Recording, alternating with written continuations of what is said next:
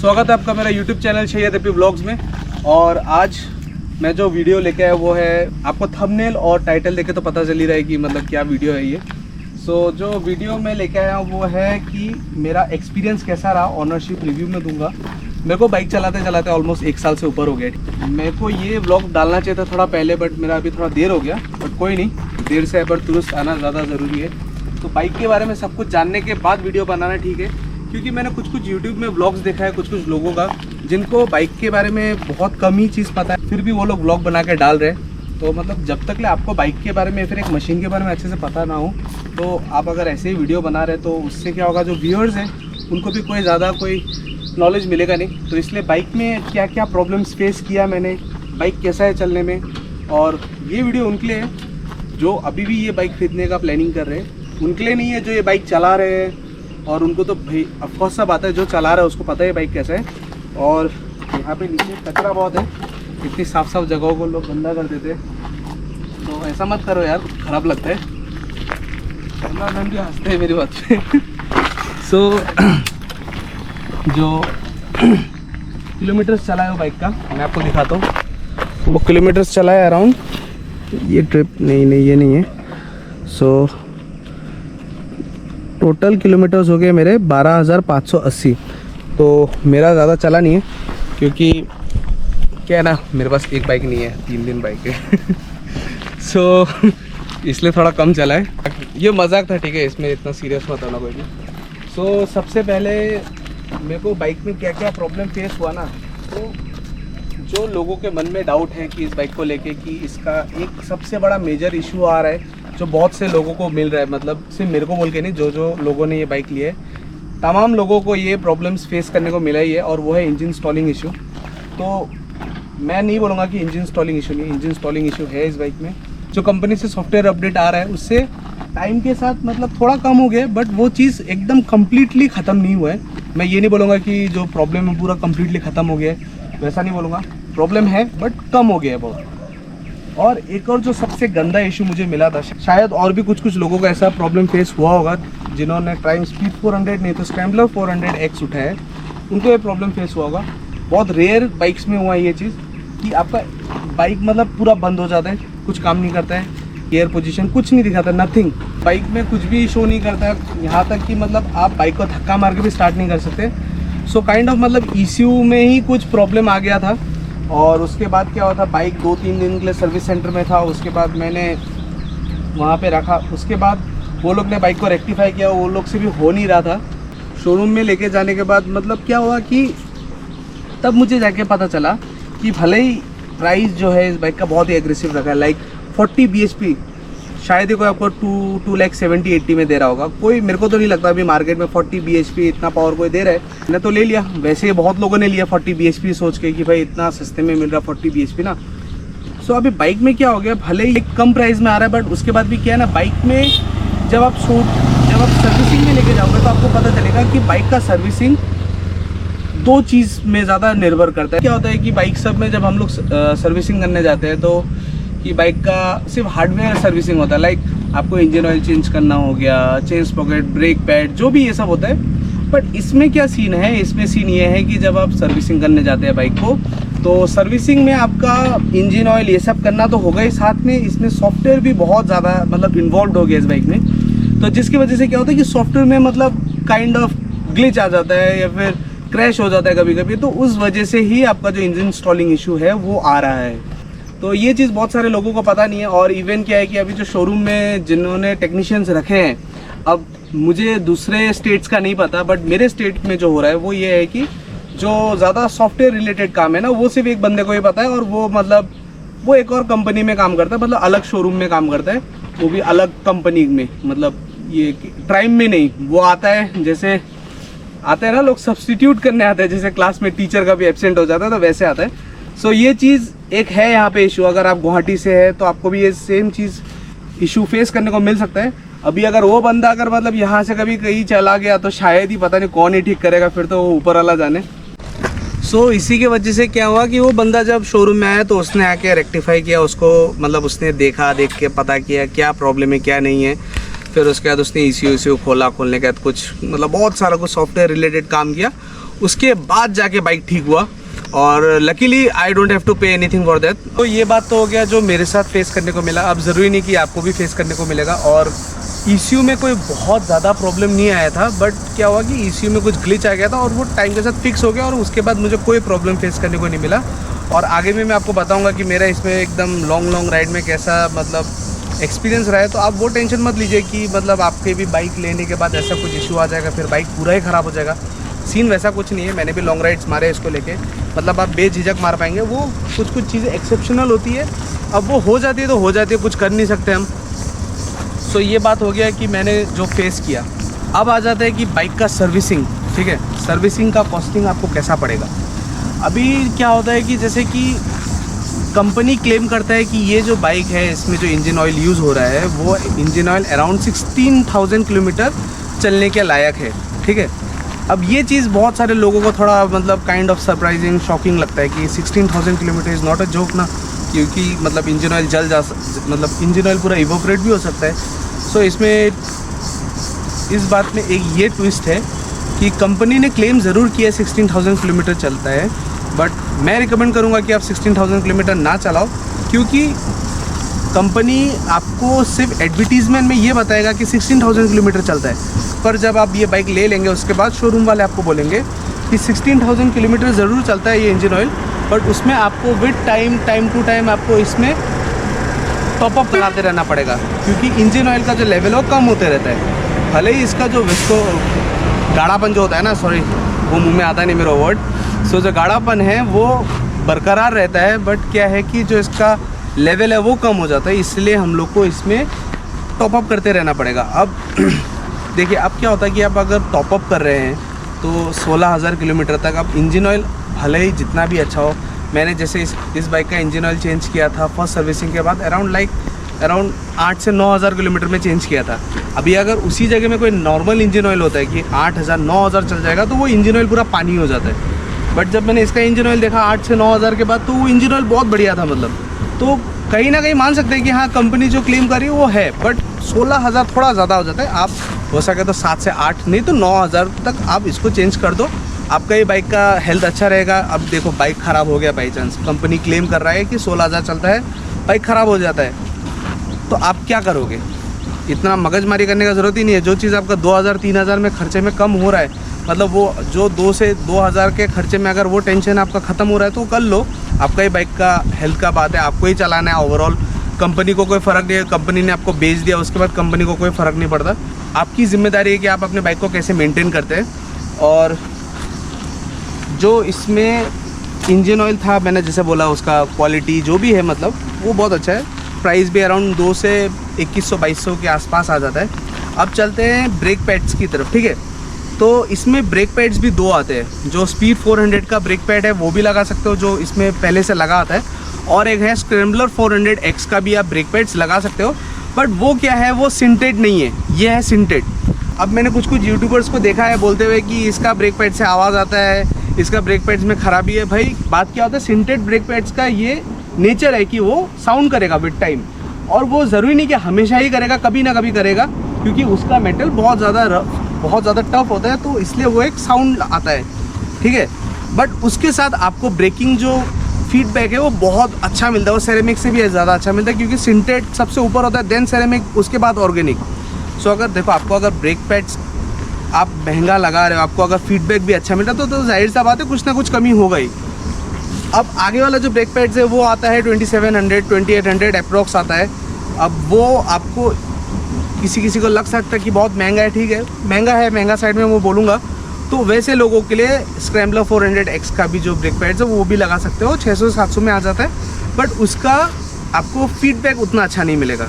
अब पीछे में हम लोग का जो ब्रेक पैड्स लगता है वो लगता है नॉर्मल वाला, और 200-300 रुपये में आ जाता है। अब आपका चॉइस है कि आपको अपने ब्रेक पैड्स में 3,000 रुपये खर्च करना है, आगे पीछे जो अभी मैंने लगा रखा है, आगे का सिंटेड पीछे का नॉर्मल, पीछे नॉर्मली आता है इसमें सिंटेड नहीं आता, या फिर आपको दोनों आगे पीछे नॉर्मल लगा के 1,000-1,100 रुपये में अपना काम ख़त्म करना है। वो आपके ऊपर आता है, वो आपके ऊपर मैं रखता हूँ कि आप कैसे उस चीज़ को इम्प्लाई करना चाहते हो।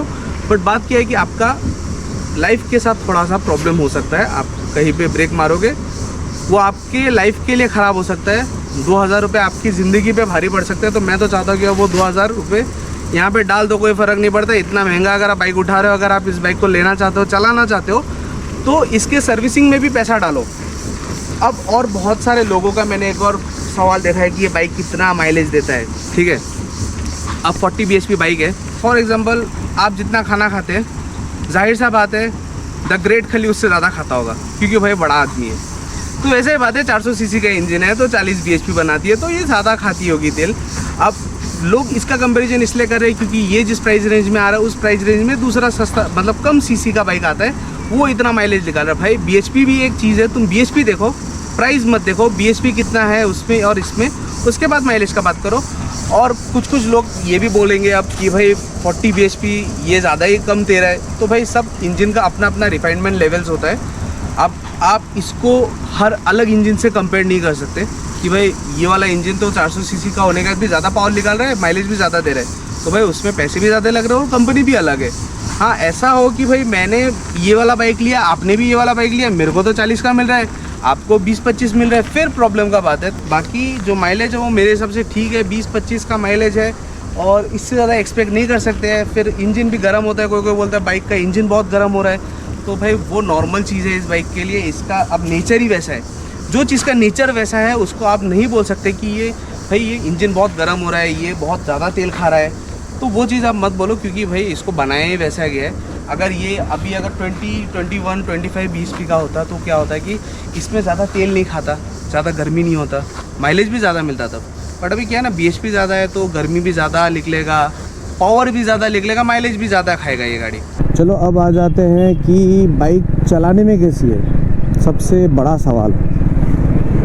तो बाइक चलाने में फर्स्ट ऑफ ऑल जो आपको बाइक चलाते हैं, आपका फर्स्ट इम्प्रेशन जो आपको मिलेगा वो बाइक से, वो आपको ये फील कराएगा बाइक कि बाइक जो है चलने में बहुत ही स्मूथ है। हाँ, वाइब्रेशंस है, ठीक है, वाइब्रेशंस नहीं है बोल के नहीं बोलूँगा, बट वाइब्रेशंस बहुत ज़्यादा भी नहीं है और बहुत कम भी नहीं है, वाइब्रेशंस मिड में है। मतलब अगर आप लोग जैसे कि मतलब क्रूजिंग स्पीड में चलाते हो 80, 90, 100 तक, 100 का स्पीड तक छठे नंबर गियर में बाइक वाइब्रेट करता नहीं है। और अगर आप लोग ऐसा बूट्स पहनते हैं देन आपको वाइब्रेशन और कम फील होगा।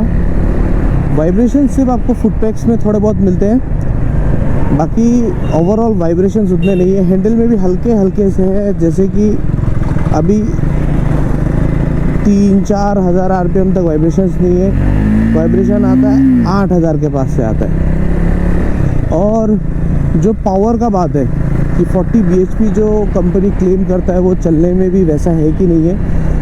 और जो आपका टॉर्क जो है 37.5 न्यूटन मीटर ऑफ टॉर्क, वो रियल वर्ल्ड में भी उतना कारगर है कि नहीं है। सो जो चलाने में आपको जब फील होगा वहाँ पे आपको कहीं पे भी नहीं लगेगा कि जो कंपनी आपको प्रॉमिस कर रहा है, प्राइम जैसे ब्रांड की तरफ से आपको जो एक प्रॉमिस मिल रहा है कि 40 PS of power and 37.5 newton metre of torque, वो आपको डेफिनेटली मिलेगा। और आपको ये जो चीज़ है जो 37.5 न्यूटन मीटर ऑफ टॉर्क आपको यूज़ आएगा, जैसे कि आप समझ लो आप ऐसे स्टीप में चढ़ रहे हो, ठीक है, आप 4 नंबर गियर में, ये देखो मैं आराम से करूँगा without any knocking, without anything. Bike only 20-25 का स्पीड में था या फिर 30 का स्पीड में था, उस स्पीड में भी बाइक बहुत ही ईजिली मैनेज होके आपका खींचता है विदाउट एनी स्टॉलिंग। मैं रिसेंटली जब अरुणाचल गया था तो अरुणाचल में क्या था, वहाँ पे बहुत सारे कॉर्नरिंग्स थे, ठीक है।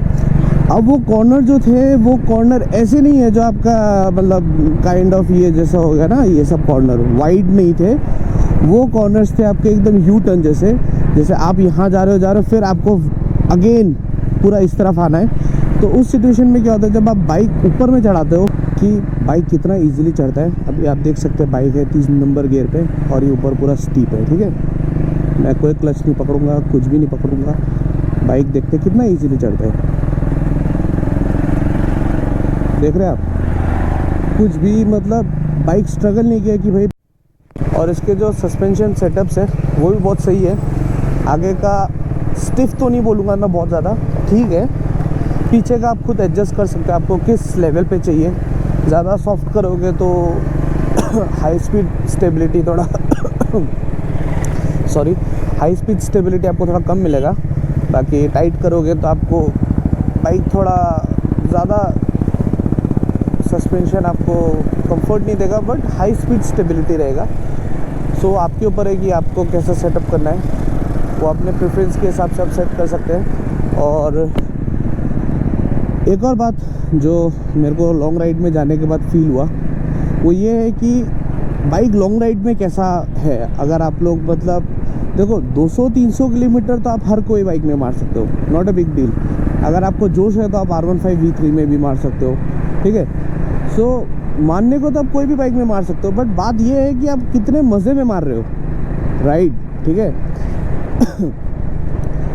सो जब 300 किलोमीटर पार हो जाता है ना, उसके बाद आता है कि भाई आपने कौन सी बाइक ली है और आप कौन से बाइक पे बैठ के चल रहे हो और आपका बॉडी कितना फैटिक हो रहा है, वो मैटर करता है। तो जब मैंने इसमें रिसेंटली अरुणाचल वाला राइड मारा था, तो जाने के टाइम पे तो हम लोग चलो रुक के गए थे, तो उस टाइम इतना कोई प्रॉब्लम हुआ नहीं। बट हम लोग ने वापसी के टाइम पे डायरेक्ट तवांग से लेके गुवाहाटी तक नॉन स्टॉप चलाया था। So as per Google maps कुछ 500 किलोमीटर दिखा रहा था, बट रियलिटी में 560-570 ऐसा कुछ था, मतलब अप्रोक्स 600 किलोमीटर पकड़ लीजिए आप। तो उस बीच पे जो मैंने ये नॉन स्टॉप चलाया, जो 550-600 किलोमीटर जो मैंने चलाया नॉन स्टॉप, तो मुझे फील हुआ कि बाइक में जो पिलियन का सीट जो है वो अच्छा नहीं है। मैं लॉन्ग राइड में पिलियन के साथ तो रेकमेंड नहीं करूँगा। अगर पिलियन चाहता है तो आप अपने बाइक का पीछे वाले सीट में थोड़ा सा काम करवाओ, तो उसको कंफर्ट होगा या फिर उनको कंफर्ट होगा जो भी आपके पीछे बैठते हैं। बाकी आगे का जो सीट है वो बहुत बढ़िया है, ठीक है। उसमें कोई आपको शिकायत करने का मौका नहीं मिलेगा कि और थोड़ा सॉफ्ट हो सकता है। जितना है मतलब सफिशिएंट है, मोर देन एनफ है। और जो हैंडल पोजीशन है वो भी बहुत सही है। हाँ, थोड़ा सा और अगर इतने में होता तो शायद से और अच्छा होता, बट मे बी वो फिर हैंडलिंग में फ़र्क पड़ता। सो अभी जितना है वो हैंडलिंग भी बहुत बढ़िया करता है और आपका कंफर्ट भी देता है। बट बात क्या है कि जब आप 450, 500, 550, 600 किलोमीटर नॉन स्टॉप चलाएंगे तो आपको कहीं ना कहीं थोड़ा बहुत फील होगा कि जो आपका फुट पैक्स है ना, ये जो रखने का जो पोजीशन है वो थोड़ा सा ज़्यादा, मतलब बहुत ज़्यादा नहीं बोलो, थोड़ा सा एग्रेसिव साइड पे है और आपको नी में थोड़ा बहुत पेन हो सकता है। तो ये तो हो गया लॉन्ग राइड्स का बात। और लॉन्ग राइड्स के साथ आपको एक और चीज़ बता दूँ, अगर आप नाइट में अगर राइड मारते हैं इस बाइक पे तो आपको पता चलेगा जो इसका लाइट है ना, उसका जो थ्रो है वो बहुत ज़्यादा गंदा है, ठीक है, बहुत ज़्यादा। ये मैं डायरेक्ट बोलूँगा, ट्राइम वालों को इस चीज़ पे ज़रूर से काम करना चाहिए, क्योंकि इसका जो लाइट थ्रो है वो इतना गंदा है, इतना गंदा है। अगर हाईवे में जाओगे तो आपको ऐसा लगेगा कि आप अगरबत्ती लेके निकले हो, अगरबत्ती की रोशनी इससे ज़्यादा होगी, ठीक है। ये चीज़ मुझे बहुत ख़राब लगा। और ये चीज़ सिर्फ इस बाइक में बोल के नहीं, मैंने और जितने नए बाइक्स देखे अभी, ये सब कंपनी कर रहे हैं, सिर्फ मैं ट्राइम को नहीं बोल रहा हूँ। पर ट्राइम चाहे तो काम कर सकता है, क्योंकि उनका पहला स्टार्टअप है ये इंडिया में, ये बाइक को मतलब उन्होंने लॉन्च किया है इतना अच्छे प्राइस में। भले वो लोग 5-10 हज़ार ज़्यादा ले लें, बट लाइट का थ्रो अच्छा करते हैं। क्योंकि देखो बाइक इतना अच्छा बना रहे हैं, इतना कंफर्टेबल बना रहे हैं, लॉन्ग राइड्स के लिए बना रहे हैं, अगर उसके बाद अगर आप लाइट ऐसा देते हैं देन क्या करेगा, मतलब जो कस्टमर खरीद रहे हैं उसका पर्पस क्या रहेगा ना, मतलब वो क्या करेगा। तो उस सिचुएशन में आपको क्या होगा, अगर आप इस बाइक को ले रहे हैं लॉन्ग राइड्स के लिए, तो बिना सोचे समझे जितना जल्दी से जल्दी हो सके आप इसमें फॉग लाइट्स लगा लीजिए। मैंने जैसे HJG का लगाया है तो उसका थ्रो अच्छा है, ठीक है। वो मुझे पड़ा कुछ 4,500-5 हज़ार पड़ा। आपको भी लगाना पड़ेगा अगर आपने लिया हो ये बाइक। तो ये एक सीन मुझे थोड़ा ख़राब लगा। और बाकी जो लेग गार्ड जो है कंपनी की तरफ से जो लेग गार्ड आता है उसका क्वालिटी बहुत अच्छा था, बट मुझे थोड़ा मन था कि मैं इसमें क्रैश गार्ड लगाऊं थोड़ा लुक्स एनहेंस करने के लिए। सो अभी बात आ जाता है कि किस किस को ये बाइक लेना चाहिए। अगर आपका बजट है लाइक 2,70,000, 80, 90, 3 लाख के आसपास है और आपको थोड़ा मतलब अच्छा बिल्ड क्वालिटी वाला बाइक हो गया, क्योंकि इसका बिल्ड क्वालिटी जो है वो बहुत टॉप नॉच लगा मुझे कहीं से भी। मतलब ऐसा नहीं है कि मतलब जो बिल्ड क्वालिटी वो थोड़ा और बेटर हो सकता था इन टर्म्स ऑफ क्वालिटी, वो बहुत सही है, मतलब फिट एंड फिनिश जो हो गया। आपका एग्जॉस्ट देख लो, एग्जॉस्ट भी बहुत सुंदर दिखता है इसका। बीच में एक एग्जॉस्ट आया था जो काला नॉर्मल दिखता था, पर वो उसका क्वालिटी उतना कुछ खास नहीं था। फिर उसका कंपनी ने उसको हटा के वापस से ये वाला ला दिया। तो जिसने भी वो बीच में ब्लैक वाला लिया उसका तो थोड़ा मतलब कट गया ख़राब से, वो ख़राब लगता है। फ़िलहाल में अभी कोई ऐसा बाइक नहीं है जो 40 bhp आपको दे रहा हो। आपका गोरिल्ला 450 जो हो गया, फिर उसके बाद हिमालयन हो गया, देन ड्यूक 390 तो चलो बहुत महंगा है, वो एक अलग बात है। बाकी गोरिल्ला 450 हो गया, आपका हिमालयन 450 हो गया, वो भी आपका 3.5, 3,20,000, 3,30,000 तक आता है। मैं इवन ये भी नहीं बोलूँगा कि इसका जो स्क्रैम्बलर 400X है वो भी इतना वैल्यू फॉर मनी नहीं बोलूँगा, क्योंकि वो भी 3,20,000 तक आता है। यही एक है जो 2,90,000 तक आता है। मैंने जब लिया था 2,70,000, 69 ऐसा कुछ था, तो उस टाइम ये और ज़्यादा वैल्यू फॉर मनी था। और अगर आपको थोड़ा एक ऐसा बाइक चाहिए जो लॉन्ग टूर के लिए आपको सूटेबल लगे, मतलब जिसमें आप लॉन्ग टूर मार पाए, जिसका इंजन पे आप थोड़ा भरोसा कर पाए, क्योंकि इसका इंजन जो है वो बहुत ही स्मूथ है, बहुत ही अच्छा है। भले इसमें इंजन स्टॉलिंग का इशू है, वो सब सॉफ्टवेयर ग्लिच है, ठीक है। अभी सॉफ्टवेयर एक अलग चीज़ हो गया और इंजन का जो बिल्ड क्वालिटी है वो एक अलग चीज़ हो गया। तो अभी तक जो मुझे चला के फील हुआ कि भाई इंजन एक होता है कि आप शुरू में जो बाइक खरीदते हैं विद टाइम एक इंजन आपको बता देता है कि हाँ इंजन कैसा परफॉर्म करने वाला है through out your next upcoming years.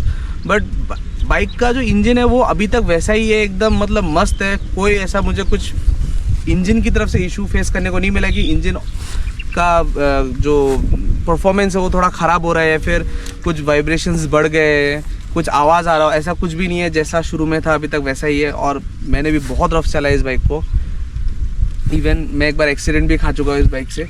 So engine की तरफ से कोई प्रॉब्लम नहीं है अगर आपको थोड़ा रिलायबल इंजन हो गया, क्योंकि ये जो इंजन है ट्राइम ने बनाया है। बहुत सारे लोगों को डाउट था कि डोमिना 400 का इंजन है ये, ऐसा कुछ नहीं है। ये एकदम कम्प्लीटली न्यू इंजन है। और अगर आपको ऐसा चाहिए कि पावर भी चाहिए, कंफर्ट भी चाहिए, लुक्स भी चाहिए, वैल्यू फॉर मनी भी होना चाहिए, तो आप इस बाइक को कंसिडर करो। अगर आपको ऐसा है कि मतलब एकदम पावरफुल बाइक नहीं चाहिए, कुछ लोगों को होता है कि ये बाइक पसंद नहीं आता क्योंकि इसका जो पावर फिगर है ना, जो टॉर्क जो ये फेंकता है बाइक, वो थोड़ा ज़्यादा मतलब है, तो चलाने के बाद उनको मैनेज करने में प्रॉब्लम होता है, तो उनको अच्छा नहीं लगता है। खासकर थोड़े एजेड लोगों को पसंद नहीं आता है, क्योंकि ये बाइक मतलब आप पिकअप देते हैं, गाड़ी भागने के लिए रेडी रहता है। तो अगर आपका भी वैसा चॉइस है कि आपको थोड़ा स्लो पेस वाला गाड़ी चाहिए, जैसे क्लासिक हो गया, आपको वैसा चाहिए, तो आप ये ना लेके आप T4 ले सकते हो। बट T4 लेना फिर कोई इतना सेंस बनता नहीं है। मैं तो बोलूँगा फिर आप रॉयल एनफील्ड के साथ जाओ, नहीं तो आप हाइनस भी ले सकते हो। CV 350R जो एक है, RS जो भी है, सॉरी वो फ्यूज में उसके नाम पे, आप वो भी ले सकते हैं। अगर आपको थोड़ा स्मूथ और आपको मतलब जो पावर आउटपुट है वो लीनियर चाहिए, देन आप उसको लें। अगर आपको पावर से प्यार है तो आप इस बाइक को लें। सो अभी मैंने अपने तरफ से सारे डाउट्स क्लियर कर दिए। अगर आपको कोई और डाउट्स है जो मतलब मैंने वीडियो में कंप्लीट ना किए हो, तो आप प्लीज़ कमेंट सेक्शन में बताओ। आशा करता हूँ कि आपको मेरा आज का व्लॉग पसंद आया होगा। फिर मिलेंगे हम लोग नए व्लॉग में, तब तक ले टेक केयर एंड बाय।